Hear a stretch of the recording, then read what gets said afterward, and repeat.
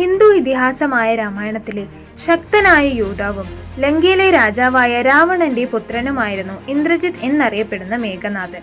അസാധാരണമായ ധീരത, ആയോധന വിദ്യയിലും നിഗൂഢ വിദ്യയിലും വൈവിധ്യമാർന്ന കഴിവുകൾ എന്നിവയ്ക്ക് അദ്ദേഹം പ്രശസ്തനായിരുന്നു. ഇന്ദ്രജിത്തിന്റെ ജനനം രാവണന്റെ ബ്രഹ്മദേവനോടുള്ള തീവ്രമായ പ്രാർത്ഥനയുടെ ഫലമാണ്.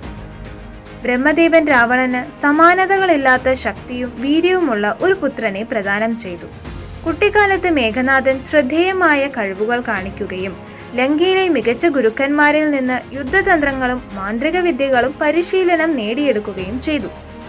ഇന്ദ്രജിത്തിന്റെ ഏറ്റവും ശ്രദ്ധേയമായ യുദ്ധം ദേവന്മാരുടെ രാജാവായ ഇന്ദ്രനെ കീഴടക്കിയതാണ്. അത് അദ്ദേഹത്തിന് ഇന്ദ്രനെ ജയിച്ചവൻ എന്ന പദവി നേടിക്കൊടുത്തു. തന്റെ മാന്ത്രിക ശക്തികളാൽ ഇന്ദ്രദേവന്മാർക്ക് പോലും യാഥാർത്ഥ്യത്തിൽ നിന്ന് വേർതിരിച്ചറിയാൻ കഴിയാത്ത ലങ്കയുടെ ഒരു ബ്രഹ്മാത്മക നഗരം അദ്ദേഹം ആകാശത്ത് സൃഷ്ടിച്ചു. മേഘനാഥന്റെ പരാക്രമണത്തിൽ ആകൃഷ്ടനായ ഇന്ദ്രൻ യുദ്ധത്തിൽ മേഘനാഥനെ അജയനാക്കാവുന്ന ഒരു അനുഗ്രഹം നൽകി. രാമായണ യുദ്ധകാലത്ത് രാമന്റെ സൈന്യത്തിനെതിരായ യുദ്ധങ്ങളിൽ ഇന്ദ്രജിത്ത് നിർണായക പങ്ക് വഹിച്ചു. തന്റെ മാന്ത്രിക ശക്തികൾ ഉപയോഗിച്ച് അവൻ ശക്തമായ മിഥ്യാധാരണകൾ സൃഷ്ടിച്ചു.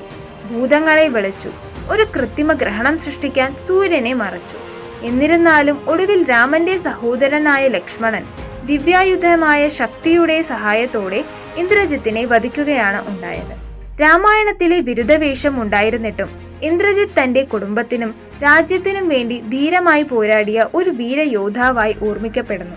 അദ്ദേഹത്തിന്റെ ഇതിഹാസം ഇന്ത്യൻ സംസ്കാരത്തിൽ നിരവധി കഥകളും കവിതകൾക്കും കലാസൃഷ്ടികൾക്കും പ്രചോദനം നൽകിയിട്ടുണ്ട്.